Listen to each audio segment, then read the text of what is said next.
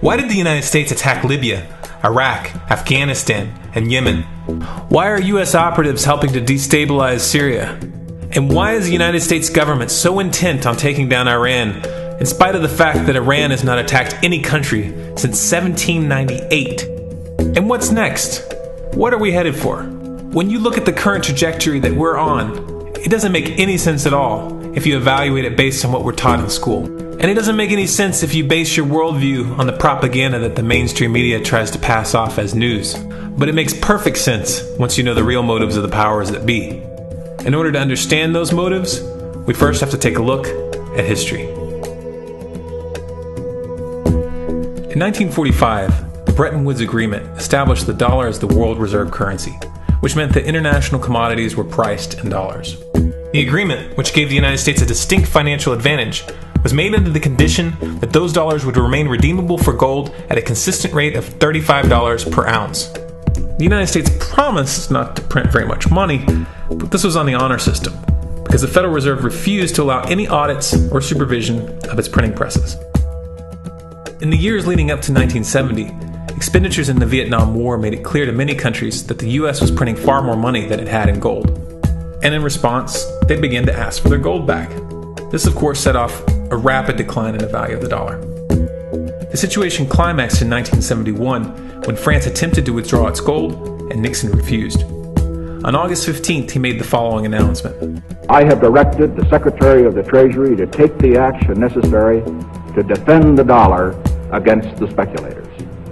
I have directed Secretary Connally to suspend temporarily the convertibility of the dollar into gold or other reserve assets, except in amounts and conditions determined to be in the interest of monetary stability and in the best interest of the United States. This was obviously not a temporary suspension, as he claimed, but rather a permanent default. And for the rest of the world who had entrusted the United States with their gold, it was outright theft. In 1973, President Nixon asked King Faisal of Saudi Arabia to accept only U.S. dollars as payment for oil and to invest any excess profits in U.S. Treasury bonds, notes, and bills. In return, Nixon offered military protection for Saudi oil fields. The same offer was extended to each of the world's key oil-producing countries, and by 1975, every member of OPEC had agreed to only sell their oil in U.S. dollars. The act of moving the dollar off of gold and tying it to foreign oil instantly forced every oil-importing country in the world to start maintaining a constant supply of Federal Reserve paper. And in order to get that paper, they would have to send real physical goods to America. This was the birth of the petrodollar. Paper went out, everything America needed came in, and the United States got very, very rich as a result. It was the largest financial con in recorded history.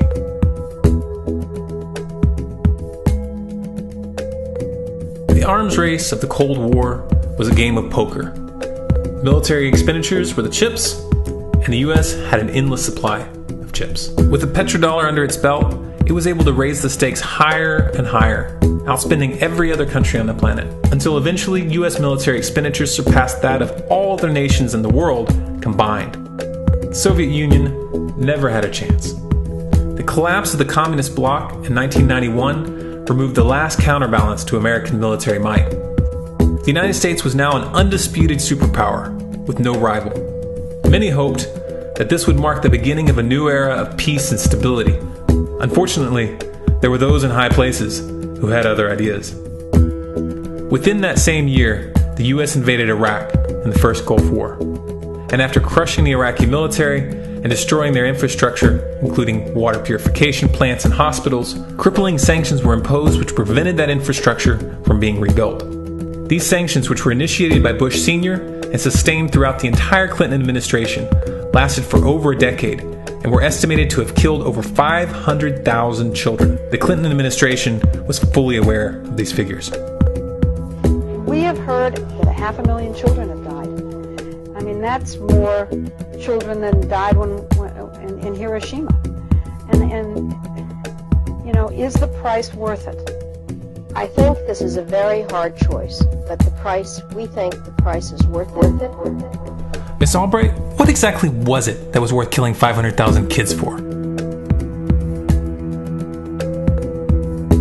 In November of 2000, Iraq began selling its oil exclusively in euros. This was a direct attack on the dollar and on U.S. financial dominance, and it wasn't going to be tolerated.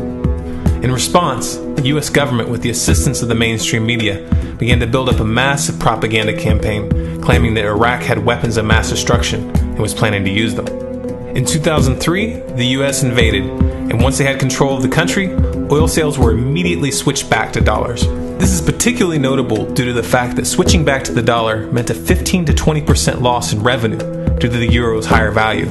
It doesn't make any sense at all unless you take the petrodollar into account. So I came back to see him a few weeks later, and by that time we were bombing in Afghanistan. I said, "Are we still going to war with Iraq?" And he said, "Oh, it's worse than that." He said, he reached over on his desk, he picked up a piece of paper, he said, I just got this down from upstairs, meaning the Secretary of Defense's office today, and he said, "This is a memo that describes how we're going to take out 7 countries in 5 years, starting with Iraq and then Syria, Lebanon, Libya, Somalia, Sudan, and finishing off Iran. Let's take a look at the events of the past decade and see if you see a pattern. In Libya, Gaddafi was in the process of organizing a bloc of African countries to create a gold-based currency called the dinar, which they intended to use to replace the dollar in that region.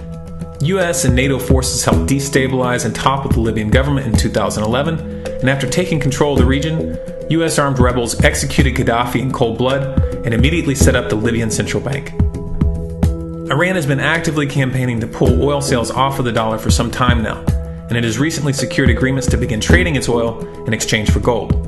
In response, the US government, with mainstream media assistance, has been attempting to build international support for military strikes on the pretext of preventing Iran from building a nuclear weapon. In the meantime, they established sanctions which US officials openly admit are aimed at causing a collapse of the Iranian economy. Syria is Iran's closest ally, and they are bound by mutual defense agreements. The country is currently in the process of being destabilized with covert assistance from NATO, and though Russia and China have warned the United States not to get involved, the White House has made statements within the past month indicating that they are considering military intervention. It should be clear that military intervention in Syria and Iran isn't being considered. It's a foregone conclusion, just as it was in Iraq and Libya. The U.S. is actively working to create the context which gives them the diplomatic cover to do what they already have planned. The motive for these invasions and covert actions becomes clear when we look at them in their full context and connect the dots. Those who control the United States understand that even if a few countries begin to sell their oil in another currency, it will set off a chain reaction and the dollar will collapse. They understand that there is absolutely nothing else holding up the value of the dollar at this point, and so does the rest of the world. But rather than accepting the fact that the dollar is nearing the end of its lifespan, the powers that be have made a calculated gambit. They have decided to use the brute force of the US military to crush each and every resistant state in the Middle East and Africa. That in itself would be bad enough, but what you need to understand is that this is not going to end with Iran. China and Russia have stated publicly and on no uncertain terms that they will not tolerate an attack on Iran or Syria. Iran is one of their key allies, one of the last independent oil producers in the region, and they understand that if Iran falls, then they will have no way to escape the dollar without going to war. And yet the United States is pushing forward in spite of the warnings. What we are witnessing here is a trajectory that leads straight to the unthinkable. It's a trajectory that was mapped out years ago in full awareness of the human consequences. But who was it that put us on this course? What kind of psychopath is willing to intentionally set off a global conflict that will lead to millions of deaths just to protect the value of a paper currency? It obviously isn't the president. The decision to invade Libya, Syria, and Iran was made long before Obama had risen to the national spotlight. And yet, he's carrying out his duty just like the puppets that preceded him. So who is it that pulls the strings? Often the best answer to questions like this are found by asking another question. Qui bono? Who benefits? Obviously, those who have the power to print the dollar out of thin air have the most to lose if the dollar were to fall. And since 1913, that power has been held by the Federal Reserve. The Federal Reserve is a private entity owned by a conglomerate of the most powerful banks in the world. And the men who control those banks are the ones who pull the strings. To them, this is just a game. Your life and the lives of those you love are just pawns on their chessboard. And like a spoiled 4-year-old who tips the board onto the floor when they start to lose, the powers that be are willing to start World War III to keep control of the global financial system. Remember that when these wars extend and accelerate. Remember that when your son or your neighbor's son comes back home in a flag-draped coffin. Remember that when they point the finger at the new boogeyman. Because the madmen who are running this show will take this as far as you allow them to. So how much time do we have left? It's a question I hear constantly, but it's the wrong question. Asking how much time we have left is a passive posture. It's the attitude of a prisoner who's waiting to be taken out to a ditch and shot in the back of the head. What are our chances? Can we change course? Also the wrong question. The odds don't matter anymore. If you understand what we're facing, then you have a moral responsibility to do everything in your power to alter the course that we're on, regardless of the odds. It's only when you stop basing your involvement on the chances of success that success actually becomes possible.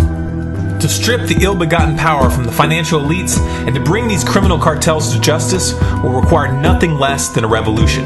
The government is not going to save us. The government is completely infiltrated and corrupt to the core. Looking to them for a solution at this point is utterly naive. There are 3 stages of revolution, and they are sequential. Stage 1 is already underway. Stage 1 is the ideological resistance. In this stage, we have to actively work to wake up as many people as possible about what is happening and the direction we're headed. All revolutions originate from a shift in the mindset of the population, and no other meaningful resistance is possible without it. Success in this stage of the game can be measured by the contagion of ideas. When an idea reaches critical mass, it begins to spread on its own and seeps into all levels of society. In order to achieve that contagion, we need more people in this fight. We need more people speaking out, making videos, writing articles, getting this information onto the national and international stage. And we especially need to reach the police and the military.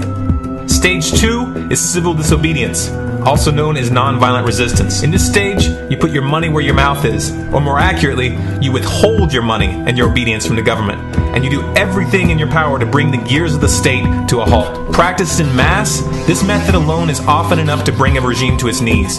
However, if you fail at this stage, Stage 3 is inevitable. Stage 3 is direct physical resistance. Direct physical resistance is the last resort, and it should be avoided and delayed as long as possible, and it should only be invoked after all other options have been thoroughly exhausted. There are those who talk tough and claim that they will resist when the time comes, but what those people fail to realize is that if you are inactive during the first 2 stages and save your efforts for the last resistance, then you will fail. When the Nazis were moving door to door, dragging people out of their homes in Germany, that was the time to fight back physically. But due to the lack of ideological resistance and civil disobedience leading up to that moment, even an armed uprising would have likely failed at that point. An armed uprising can only succeed if the people have established an attitude of active resistance. And active resistance is only possible after their minds have broken free from the mainstream propaganda. If you want to fight back, it's now or never. You're not going to get another chance, and the stakes are far higher than they were in Nazi Germany.